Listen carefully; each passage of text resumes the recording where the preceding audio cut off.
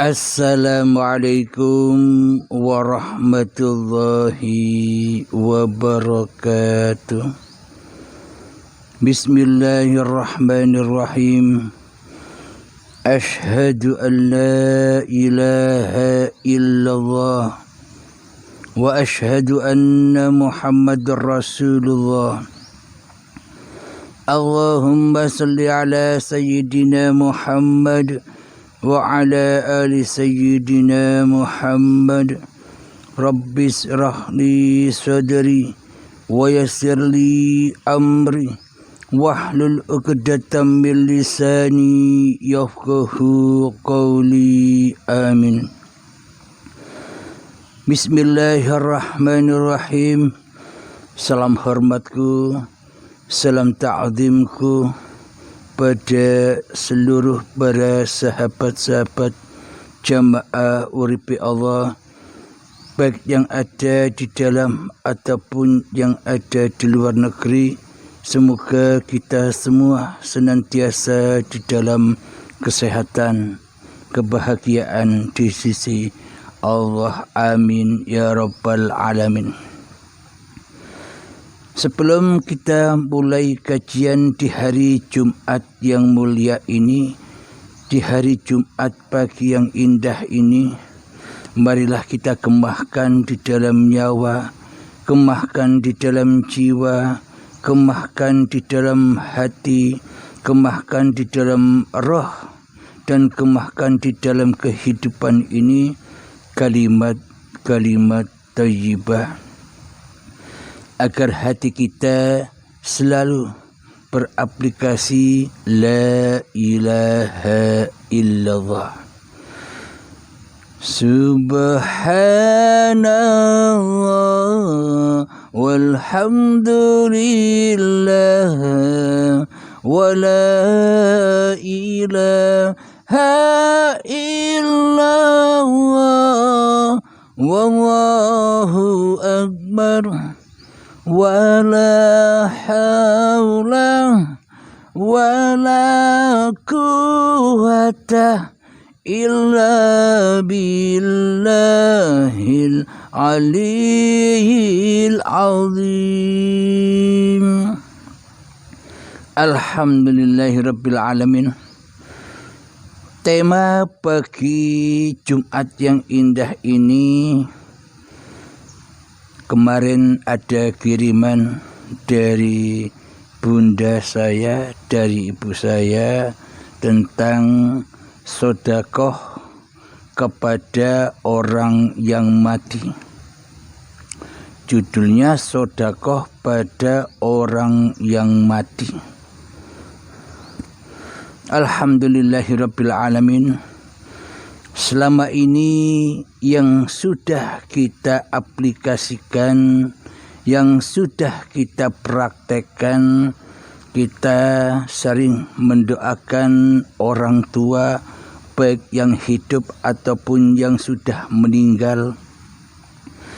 Kita bersedekah lewat sedekah apapun yang mana pahalanya diperuntukkan, dikhususkan kepada orang tua, baik masih hidup ataupun yang sudah meninggal.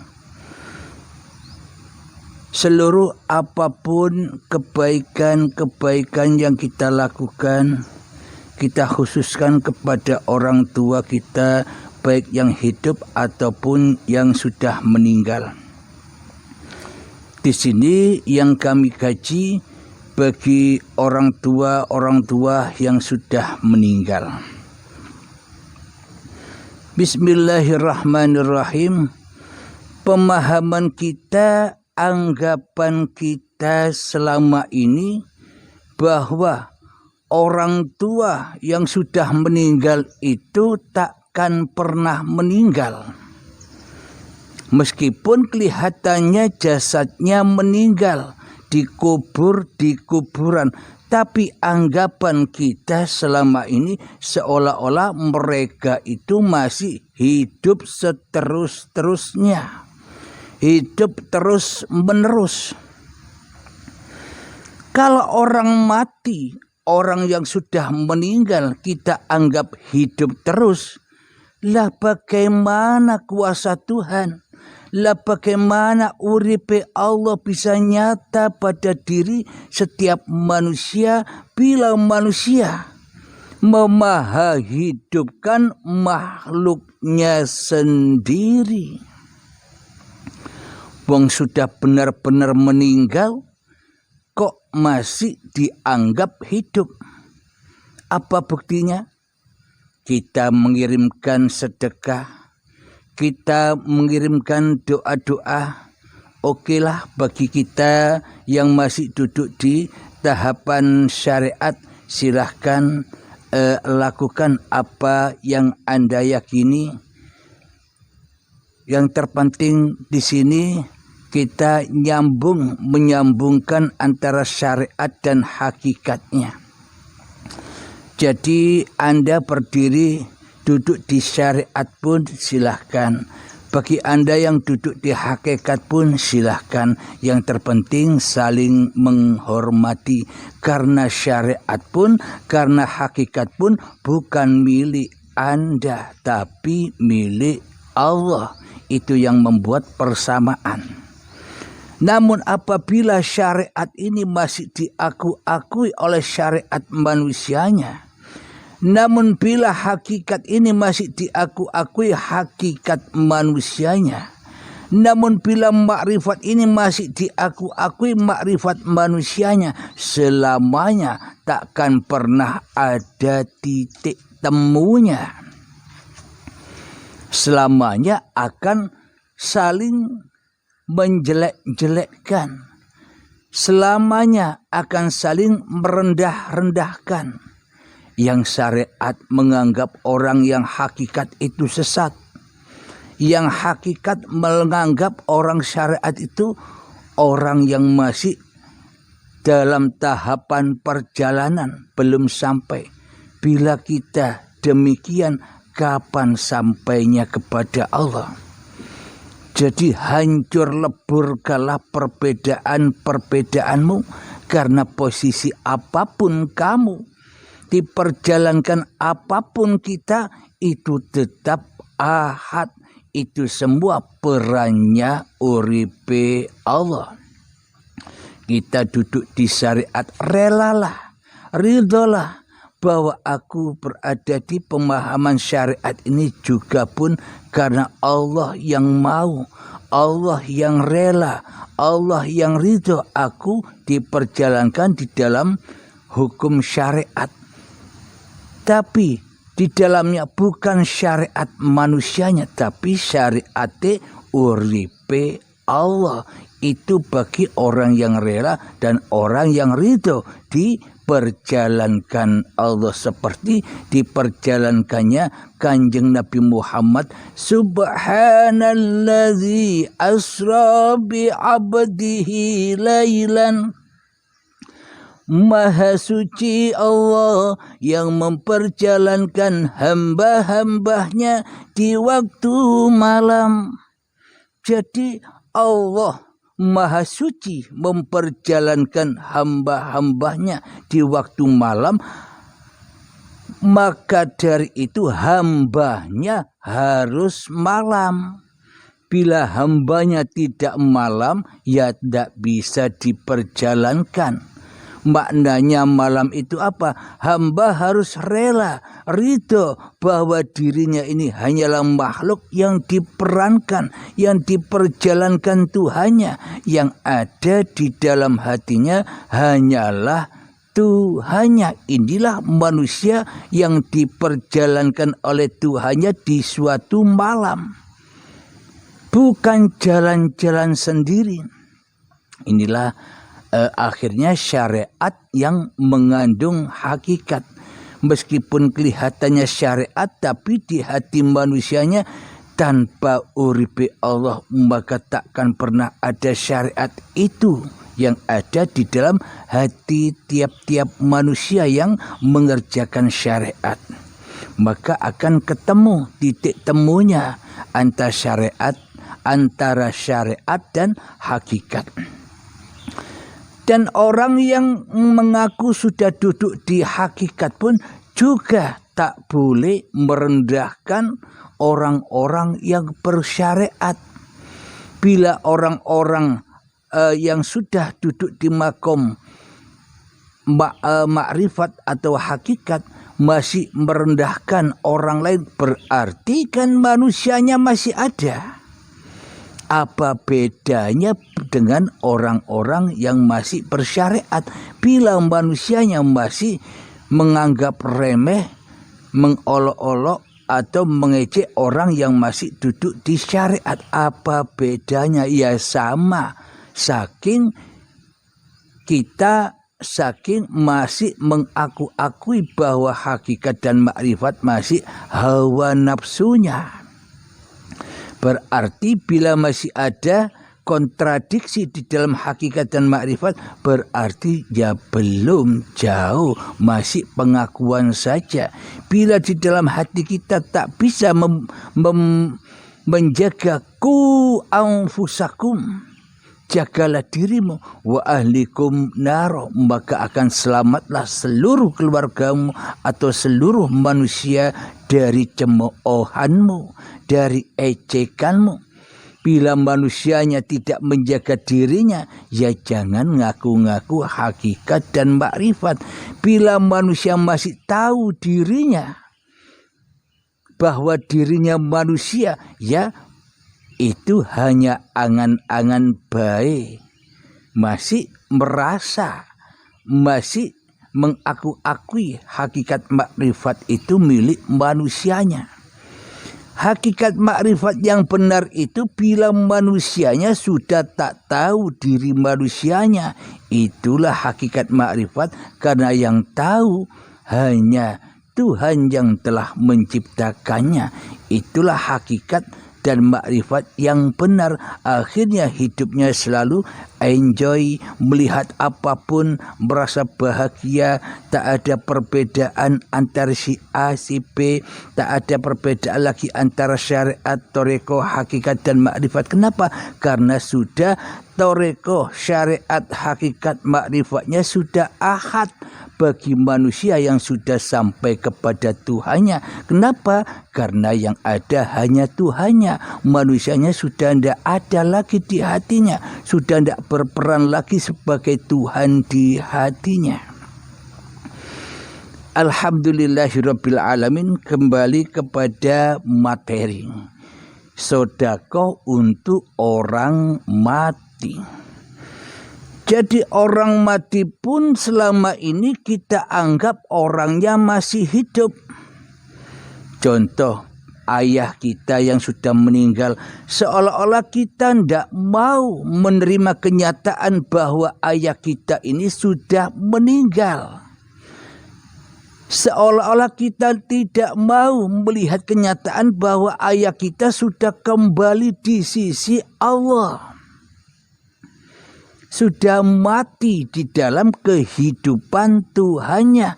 Ora bisa ngaku-ngaku maneh, tidak bisa mengaku-ngaku lagi bahwa dirinya adalah seorang manusia. Itu ayah kita yang sudah meninggal. Bila sudah meninggal, kira-kira doa-doa kita bisa sampai? Coba secara logika, secara yang sebenar-benarnya, selama ini kita hanya angan-angan saja. Kenapa? Karena kita selama ini tidak rela bila Allah yang hidup. Karena di hati kita selama ini kita hanya rela pada diri kita sendiri bahwa kitalah yang hidup, dan seluruh manusia pun, bahkan orang yang mati pun dianggapnya masih hidup. Apa buktinya? Mereka bisa menerima doa-doa kita. Orang tua yang sudah meninggal bisa menerima doa-doa anaknya. Ini kan berarti kita membangkitkan, menghidupkan orang yang sudah meninggal. Kenapa? Karena kita pun juga sama, hakikatnya kita ini mati di sisi Allah. Hakikatnya diri manusia kita ini selama kita merasa diri kita yang hidup, hakikatnya kita ini hati yang keras melebihi kerasnya batu, bahan bakarnya neraka. Karena paham yang kita pahami selama ini paham neraka, paham hawa nafsu dewe-dewe. Padahal bila orang itu sudah meninggal, maka putuslah semuanya. Sudah tak bisa menerima doa lagi. Wong sudah meninggal kok bisa menerima doa. Logika ya, logika. Contoh. Ketika ayah saya sudah meninggal ketika saya usia 2 tahun yang lalu. Ketika masih kecil 2 tahun ayah saya meninggal dunia. Contoh, nama ayah saya Suroso. Contoh ketika Bapak Suroso waktu hidupnya. Ketika beliau tidur nyenyak. Tidur nyenyaknya Bapak Suroso saya datangi. Tapi dalam keadaan tidur nyenyak Bapak Suroso itu. Bapak Suroso ini tak bawakan uang 1 miliar. Seumpama. Kira-kira Bapak Suroso itu bergeming. Apakah Bapak Suroso itu respon dengan uang 1 miliar itu? Ketika Bapak Suroso lagi tidur nyenyaknya. Ini kan sama, seolah-olah seumpama aku sebagai anaknya berdoa, Bapak Suroso, ya Allah lindungilah Bapak Suroso. Maknanya orang sedekah kepada orang yang mati itu maknanya sedekah kepada orang yang hatinya masih mati. Hatinya yang masih keras itu yang perlu disedekahi. Dengan apa? Dengan ilmu. Dengan apa? Dengan pemaparan-pemaparan tentang ketuhanan. Selama ini kan kita menganggap sedekah itu hanyalah dunia saja. Seolah-olah manusia butuh dunia. Padahal hati manusia butuh pencerahan jalan menuju Tuhannya. Itulah orang-orang sedekah bagi orang-orang yang mati jiwanya. Jadi ketika manusianya masih merasa hidup di dunia ini, maka hakikatnya mereka itulah orang-orang yang mati jiwanya, mati kesadarannya, mati imannya, mati takwanya kepada Tuhannya. Bila manusia masih merasa dirinya yang hidup lebih hidup daripada hidup Tuhannya, berarti kan mati hatinya. Berarti menganggap Tuhannya tak ada selain dirinya. Berarti menganggap Tuhannya gaib selain wujud dirinya. Berarti menganggap Tuhannya tak ada, yang ada hanya dirinya sendiri di hatinya. Berarti inilah orang yang mati itu. Meskipun kelihatannya hidup di sisi manusianya, tapi di sisi Tuhannya mereka, kita yang masih merasa diri kita yang wujud, diri kita yang hidup, diri kita yang berkuasa, inilah orang-orang yang mati itu, yang dipendam di dalam kuburan jasadnya. Inilah yang perlu didoakan. Inilah yang perlu diberi petunjuk ke jalan yang terang benderang. Nah, ketemukan siapa sebenarnya orang yang mati itu, orang yang merasa dirinya hidup apa orang yang sudah mati beneran, apakah orang yang sudah di kuburan tanah yang di luar itu. Sebenarnya dunia ini terbolak-balik. Jadi hakikatnya mati itu